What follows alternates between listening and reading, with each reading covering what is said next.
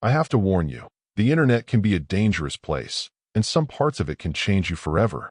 You think you know what is out there because you use Google or Bing, but you do not. There is a hidden side of the internet that most people never see, something called the dark web. It is like an underground city on the internet, only accessible through special anonymous browsers. And if you ever try to look at it without real protection, like a professional virtual private network, you are not just risking breaking the law. You are risking your safety, maybe even your life. I am going to tell you about something that still haunts me to this day. It is my own terrifying experience. My first deep web experience. My name is not important, but I am a 17-year-old guy who lives in a noisy neighborhood in southern Germany, in a region called Hessen. People always ask if my story is real. Whether you believe it or not, I know exactly what I saw. It started at school when my buddy, let us call him Jack, started talking about the deep web. I had no clue what that was. Jack said you could buy illegal drugs, guns, and all kinds of stuff that normal websites would never sell. I thought that was all there was to it. I could not have been more wrong. One day, Jack suggested we check it out together. Since my parents were gone for the evening, I said we should do it at my place. After school, we went to my room and got to work. He walked me through how to get on the dark web. We downloaded a program called the Tor browser and some cheap free virtual private network. Jack assured me this would keep us hidden, though now I know that was a joke. We used some strange search engine from a wiki called Ice Rocket, and that is where it began. At first, it seemed like an adventure. We browsed through websites that sold weed and guns, and I will admit, it all seemed unreal. But then things took a turn. We stumbled across a site with a strange, blank homepage. Suddenly, windows started popping up, leading to other random links. Jack clicked one without hesitation. The name of the site that opened up chilled me immediately. Child experiments. I told Jack we should leave that page immediately. Something about it felt wrong in my gut. He ignored me and kept scrolling. What we saw next made me feel sick to my stomach. There were pictures. Not just pictures, horrible pictures. Children who had been mutilated. I had never seen anything like that in my life. I told Jack to stop, begged him to stop, but he sat there like he was hypnotized. I should have ripped the power cord from the wall, but instead I froze. Then we saw a video titled Burning Child. Against everything I said, he clicked it. What I saw next will never leave my mind. It was a small child, crying and fighting as two men held him down. They poured some kind of liquid over him and then set him on fire. His screams. God, I can still hear them. They were not like movie screams. They were real. Pure pain. I cried without even realizing it. And then things got worse. A chat box popped up on the screen. A user named Fire435 typed, "Hello there. Are you enjoying this?" I thought it was a fake pop-up, some kind of scam bot. But then it said again, "Hey, I am talking to you." Before we could even react, another window appeared. It was a live stream of us. My webcam was on, and it was showing our faces. I had no idea it was even active. We panicked. Jack tried to close everything, but the computer froze. Another message appeared. "Why are you leaving? Do you want to be on the next show?" Then, as if that was not terrifying enough, the person typed out my full name, address, age, everything. My private information. This was no prank. They knew exactly who I was. The screen went black when Jack yanked the plug from the wall. But before we could even breathe, Jack's phone buzzed. A message appeared from an unknown number. "I am going to find you." Jack blocked the number immediately, but we were terrified. We could not go to the police because we had been looking at something clearly illegal. We did not even want to tell our parents. Months passed. We tried to forget it. I almost convinced myself it was over. But then one day, a package showed up at my door. No name, no return address. I opened it. Inside were Polaroid pictures. Each one showed something worse than the last. A human heart, a torso with no arms or legs, and one that still wakes me up at night. A child's face with empty eyes staring back at me. I dropped the box and ran to my room. My parents eventually found it and called the police. When they asked me questions, I lied. I could not bring myself to admit what we had done. I thought I would end up in jail. Since then, nothing else has happened. No more packages, no more messages. But I know that night changed me. It showed me how cruel and sick some people in this world really are. So take my advice. Do not even think about exploring the dark web. You think it is just an adventure, but it could cost you your safety, maybe even your life. I bought a dad on eBay. My name is Christopher, and I am 14 years old. I have always been the kind of kid who loves technology. I take apart old computers, build new ones from parts one find online, and even mess around with basic hacking just for fun. One thing that really caught my interest over the past year has been exploring the deep web. Now, before you jump to conclusions, I was not looking for anything gross or violent. That is not who I am. I was drawn to the deep web because it felt like exploring a hidden world. It was like discovering secret rooms in an abandoned building that nobody else even knew existed. Most of the time, it was boring. I would stumble across ridiculous conspiracy sites about the September 11th attacks, forums full of angry people with strange political beliefs, and even dating sites made specifically for racists. Honestly, half the time, I just laughed and closed the page. But sometimes, I found things so strange they were worth saving to a folder I kept called oddities. One site sold old belongings of serial killers, like clothes and tools they supposedly used. Another one was a fan club for something called the Clan of the Red Wolf. And then there was a truly disturbing Hitler fanfiction site full of violent and disgusting stories. Those discoveries were enough to keep me coming back, always curious what kind of weird corner of the internet I would find next. One night, I discovered a site that looked incredibly plain, almost like someone's personal blog. It was called Parent Snatcher. The name alone made me click. The page was full of short phrases like her, 37, or him, 28, linked to eBay listings. Each link went to something completely ordinary, like a sofa or a ceiling fan, but the prices were insane. A $14,000 love seat. Drapes for $12,000? Clearly, there was something hidden here. I dug deeper and noticed a string of numbers in the site's background. I loved codes, so I copied the numbers and ran them through one of my little decryption programs. After about an hour, the program spit out a creepy message. Welcome to Parent Snatcher. Need a new mother or father? Not happy with the ones you have? Follow a her listing for a mother or a him listing for a father. When your payment is processed, we send you your new parent. They come with tracking devices and surveillance systems to ensure they never escape. We guarantee lifetime satisfaction. I sat back and stared at the screen. Was this some kind of sick joke? Or could it be real? Here is the embarrassing part. I have never had a dad. My mom raised me alone and said my father left before I could even remember his face. I used to imagine him coming back one day and wanting to be part of my life, but deep down I knew it was never going to happen. And now this weird website was basically saying, want a dad? Click here. So I did something stupid. I snuck into my mom's room while she was asleep, grabbed one of her credit cards, and ordered the cheapest dad I could find.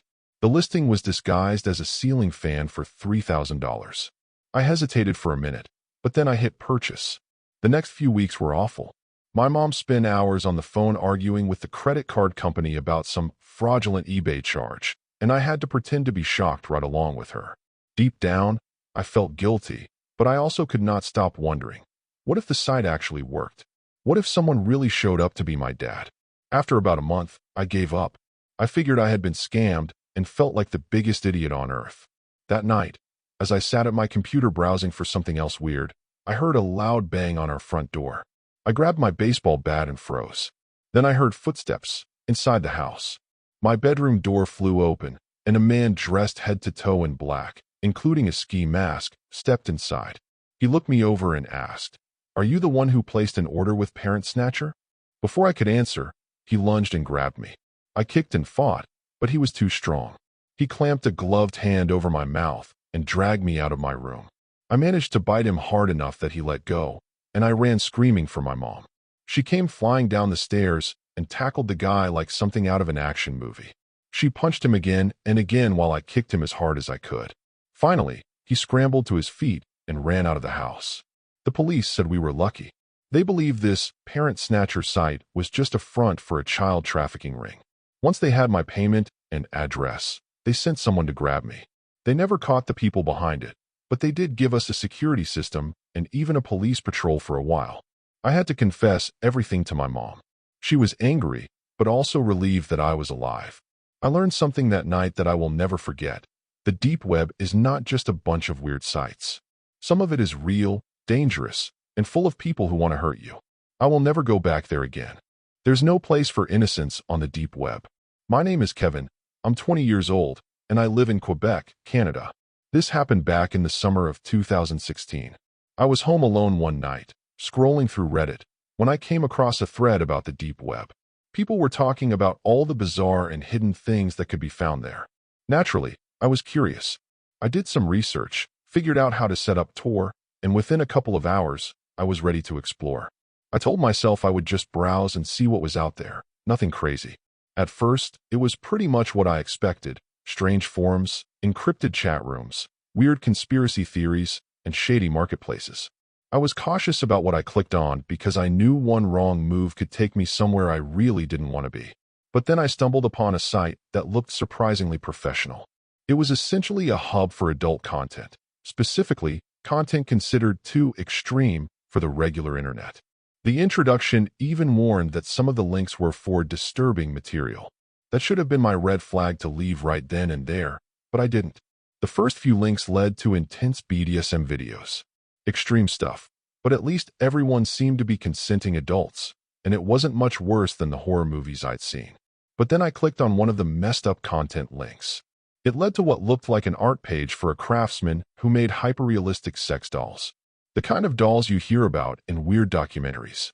His work was disturbingly impressive, so lifelike that at first glance, you might think they were real people. And then I scrolled further down. There were 2 dolls on display, and right next to them were school photos of 2 little girls, his nieces, aged 8 and 12. The dolls were exact replicas of them. For a moment, my brain just froze. I didn't even process what I was looking at. These weren't just dolls. These were designed to look exactly like real children. I felt physically sick. The only thing that kept me from panicking even more was the fact he showed the metal skeleton frames he used to make them, proving they were dolls and not actual people. But that didn't make it okay. It didn't make it any less disgusting. I immediately closed Tor, deleted every trace of my browsing history, and shut my laptop like it had personally betrayed me. For weeks, I couldn't get those images out of my head. This guy was proudly showing off ultra-realistic child dolls, made to look exactly like family members, and then selling them. All I wanted that night was to find something weird or creepy. And I did. Way more than I ever bargained for. Since then, I've gone back on Tor a few times, but I stick to harmless things, like cannabis cooking blogs and conspiracy theorists claiming alien Jesus visited them. And I'm telling you this for one reason. The deep web is not a playground. It's full of disturbing, broken people doing things you wish you never knew existed. If you value your innocence, stay away. Because once you see something like I did, you can't unsee it. The Knocking Man. My name's Josh. I'm 15, 6 feet tall, and built enough that most people don't want to pick a fight with me. I've never been the kind of guy who scares easily. At least, I wasn't before I met the Knocking Man. This all started about a year ago when I was exploring creepy sites on the dark web. I know how that sounds, but I was just curious. People always talk about the deep web like it's some kind of forbidden treasure chest, full of secrets, creepy stories, things you won't find anywhere else. I thought it would be fun, maybe even edgy, to take a look. That was my first mistake. I stumbled on some strange videos, grainy, low-quality footage, like it was filmed on an old webcam. Each one took place in the same room. Pitch black walls, a single candle flickering in the center, casting long, sharp shadows. Then he appeared. A man stepped into the frame, wearing all black. Even his face was painted black, except for his eyes, those wide eyes that seemed to look straight into my soul. He didn't move much. He just stood there, staring, whispering something I couldn't hear. I leaned closer and turned the volume up. That was mistake number 2. The moment I did, the man sprinted toward the camera, so fast it felt like he was coming out of the screen. I fell out of my chair, and when I sat back up, the man was laughing. Not a normal laugh. It was wrong, deep, distorted, almost inhuman. Then it cut out instantly, leaving just silence. My laptop froze and went black. For a second, I thought it had died. When it finally rebooted, everything seemed normal until I saw my desktop background. It was completely black except for one phrase in white text. You have been chosen. No matter what I did, I couldn't change it. Every option was grayed out. Eventually, I shut it down, pulled out the battery, and shoved it in a drawer. I didn't touch it again. I told myself it was just some hacker trying to scare people. I tried to forget it and move on. And for a month, I thought I had. But that's when the knocking started. Every night, faint, Deliberate taps on my bedroom window. 3 knocks. Pause. 3 more knocks. Always soft, almost polite, but in the quiet of my room it sounded deafening. At first, I thought it was just a tree branch or maybe an animal. But every time I checked, there was nothing there. And here's the thing. My window is on the 2nd floor. The only way to reach it would be with a ladder. I live in the middle of nowhere. My closest neighbors are a mile away, and there's barely any light outside except for the moon. So who would be out there in the middle of the night, knocking on my window? The knocking kept happening, night after night. I barely slept. My grades started slipping, I stopped hanging out with friends, and I argued with my parents constantly because I was always on edge. After 6 months of this, I decided to figure out who or what was doing it. I saved up some money from cleaning cars and bought a cheap camera. I hid it outside, pointed directly at my window, carefully camouflaged so nobody would notice it. That night, I waited. Midnight came, 1 o'clock, 2 o'clock, but there was no knocking. For the first time in half a year, silence.